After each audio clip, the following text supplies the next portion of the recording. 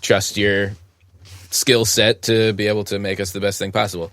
So it's kind of like you kind of got both worlds. And, so with the people that come in here that are like, they know what they want, they know how it's going to sound, I'm all ears for them. I don't really put my little touch on it, you know what I mean? I just kind of let them do what they want, and I'm just here pushing the buttons and making it happen for them, Sure. And unless they really want, if they ask me something, my opinion, I'm going to put it in. But I'm not like, I don't like to be that, like, again, there's kind of a fine line of like, what exactly are they hiring me for? Are they hiring me to produce their album? Are they hiring me to just engineer and record it?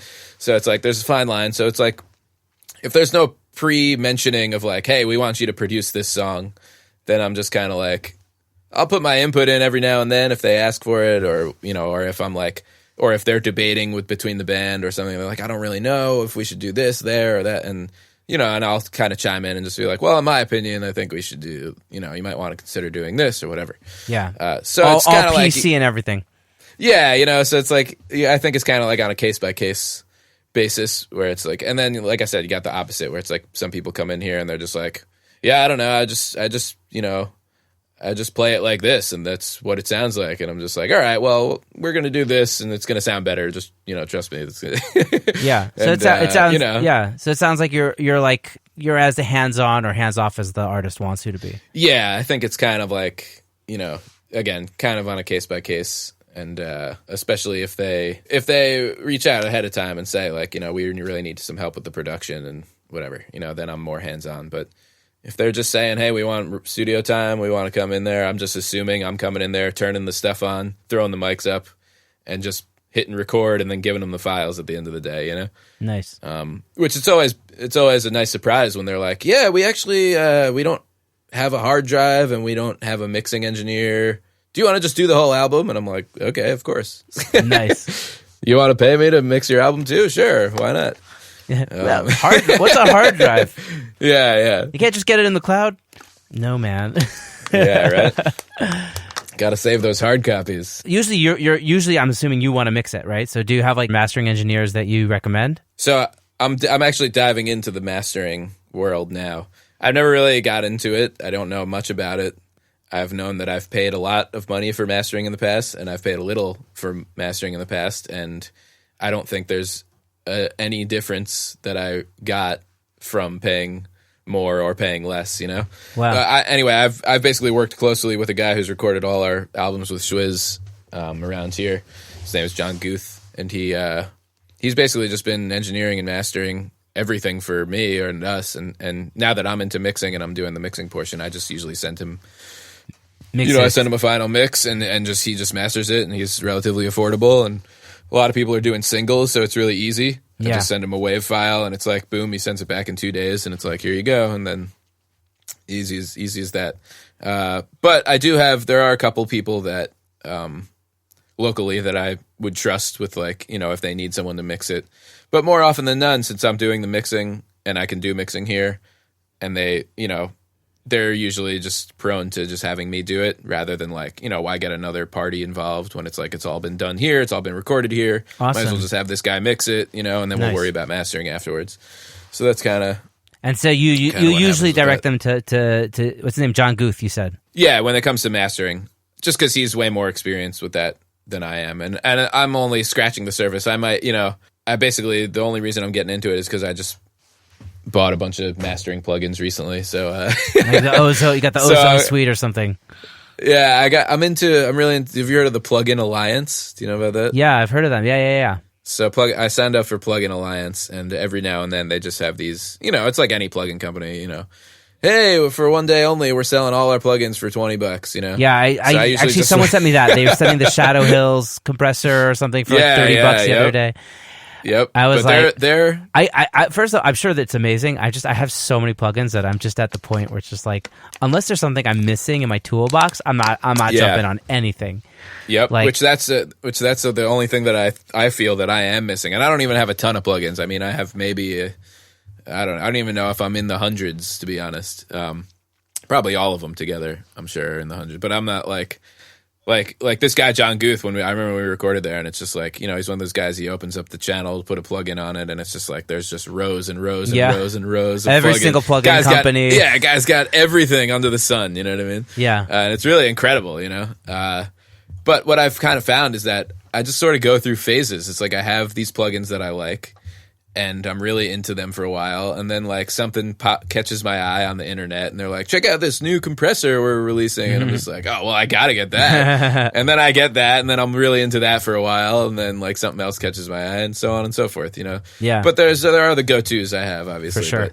But the Plugin Alliance, they have, so there's a company called Brainworks, which I don't know if they're like the BX Sub or something. They have a plugin like that I own. But their stuff is like incredible, and the guy John Guth basically turned me on to them, and it's just like it's all their stuff is just so good, and I'm just constantly buying these Brainworks things, and they're relatively affordable, and you know, at the end of the day, it's like how many plugins do you really need, especially for the type of music that I'm making, which is sort of simplistic production music. You know what I mean? It's like I'm not making these like pop.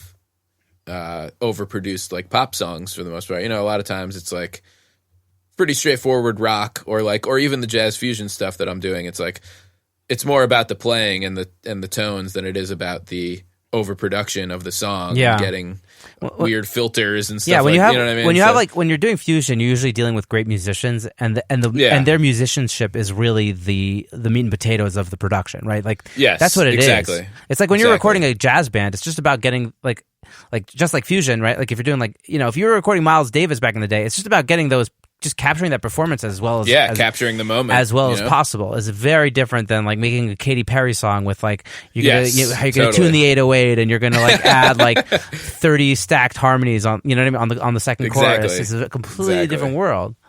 Totally. And not to say that I don't enjoy that stuff, but I enjoy both also. Yes, totally. exactly. But I come more from a world of like, you know, like I said, the jazz fusion kind of stuff and instrumental pieces, and I'm really into like movie music and like soundtracks, cinematic stuff, you know. And I'm getting a lot of the stuff that I want to be doing is kind of in that realm. So you see yourself like veering in that direction now, like kind of like but then again, it could just be a phase of mine, you know. I don't know. I never know. No. First of all, you should definitely try it. I had one of my former guests on the show, Howard Fibush. You know Howard? I've heard of his name. He's got a band called Howard, and he's done a bunch of that recently, and he's actually found a bunch of success with it, and it's maybe I could put you guys in touch. Yeah, for real. But that's again like kind of going back to that, the WWE stuff and the video game and the sync licensing hip hop stuff. That's kind of how I started getting into this, because it's first of all, it's really fun and super creative. Yes, and you're really testing all of your abilities. You know, it's like for that WWE game, it was a really cool concept. There was 7 arenas, I think, and each arena had its own theme and needed its own theme music. Obviously, that's so cool. And so the ones that I worked at, I got the gig through this guy Steve Mullitz, who's like a legendary jam band keyboard player, and really, it was really cool to work with him and really dive into what he does and see his background, because I had known him and we'd played together a couple times, but I didn't really know that he was this deep in this video game music world, you know. And he's incredible. He does all the mixing and the mastering for it, and he's writing a lot of the songs and whatever. So but anyway, with this WWE thing, it was really cool, because it's like 1 minute it's like we're going through these, you know, the one arena was like Scotland, you know, it was like very like Scottish, Irish kind of vibes, but everything about WWE is rock. So there's always guitars, and but you have to kind of capture this like Irish, Scottish, bagpipey rock type of feel, which is kind of like, you know, what's that band? I can't believe I don't know their name. I'm not even sure. There's a couple of those like, you know, Irishy rock bands that exist out there. So totally. There was this great Canadian group that had like a Scottish that had bagpipe in it, like a Newfoundland band or something that we listened to when I was a kid growing up in the car on like car rides. I have no idea what they're called, but they had a song called "Wild Rose on the Mountain," and they had this crazy bagpipe solo. It was pretty dope. Wow, yeah, that's awesome. So it sounds like a similar vibe. Yeah, and so anyway, the point of that being is that 1 minute I'm trying to make some song like that, And I'm doing everything. I did all the drums, I did all the bass, all the guitars. Wow. And it was a really fun experience. But like I said, 1 minute I'm doing this Scotland rock thing. The next minute it's like the next arena is Mexico, and it's like then I got to go into using all these classical guitars and doing that kind of style, but also keeping it rock and roll because it's got to be kind of heavy rock at the end of the day because it's WWE. So it's like it gives you these constrictions that enable you to be like creative within. Yes, so it was a really cool experience, and it was basically like pretty much making cinematic music because you're given these pictures and videos of each arena or whatever, and that's all you have to work off of. They give you the video or the picture, and it's just like they're just like make some music that sounds like this. Do they give you like a time frame? Like it needs to be like 45 seconds to fit the. Yeah, this particular one, it was like each one had to be 3 minutes, and there were 3 songs per arena. So essentially, I'm making 9 minutes of music per arena. Which, it seems like an easy feat, but anyone who's recorded before knows that making a 2-minute song can sometimes take 10 hours, Absolutely, at least. Probably more. Yeah, exactly. So it was, and there was kind of a time restriction because it's like they're moving along with the game and they don't want to, the music I feel like it might be the last piece of the puzzle on their end. I'm not really sure. I didn't get into the inner workings of it. I just was kind of like a freelance for hire type of situation. But they're moving along. It takes 2 years to make a video game most of the time, so it's like, and if they're getting towards the end and they need the music, they want it done by a certain date, you gotta, I guess, do it, when they want it. Do they pay you on time? Or suffer the consequences. Yeah. Well, actually, that particular gig, I was like subcontracted from this guy, Steve. So he just paid me directly, basically. Perfect. Nice. Yep. It's like they say, like the labels pay so slowly or whatever. Yeah. Not that I have any experience with the label gigs, but maybe one day. Yeah, dude, this has been such a fun conversation. What would you leave the audience with? Like, one thing to like a guy who's either playing guitar or getting started with engineering and production. Like, what's one thing you would tell them to either do or not do at the beginning of their journey? Yeah. I mean, the most important part of my journey in the beginning was really putting in the hours. They say it takes 10,000 hours to master a craft. Totally. So if you're finding yourself frustrated or, you're doing it every day, but nothing seems to work, it's like you just got to kind of keep at it and be it engineering or playing, and it's kind of like I've learned that from both sides. It's like when I first got into engineering, I didn't know things. I didn't know anything. I went in totally green, and I had a couple of jobs. I mentioned some of my previous jobs. I was working for Audible.com, and I worked at Brooklyn Bowl as an engineer, and I worked for an RF audio rental house. And I kind of got these jobs like totally out of luck, and I was just like, I didn't really have a huge engineering background, and I just kind of kept at it and really took the time outside of those jobs to like learn mixing boards and learn the gear and learn about the frequencies and learn all that stuff. You got to put the time in. So that's like, I think that's a big thing that I've noticed with, people, engineers, students, guitar students of mine. It's like, people can get frustrated with music sometimes. And as we mentioned in the very beginning, if it's not fun, then totally you're not in the right field, I think, so you're really just putting in the hours and really self-discipline. And, that's a lot with the practicing too. It's like I still to this day, I hear a cool lick or something or some technique and I'm just like, well, I want to learn that.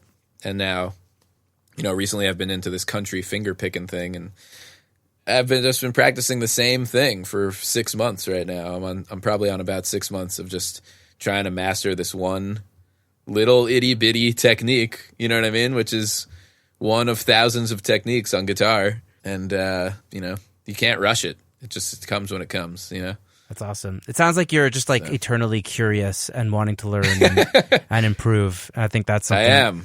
I think that's like a great message also for like anybody who wants to get into any of this, Yeah, totally. You got to. It's a curious industry, Then so much has changed just in our lifetime. You know what I mean? Yeah. It's like we don't even know about the stuff in the 70s and the 80s, and we're going through this kind of weird transitional. Like, who knows what's next? Who knows? It's like, what's after?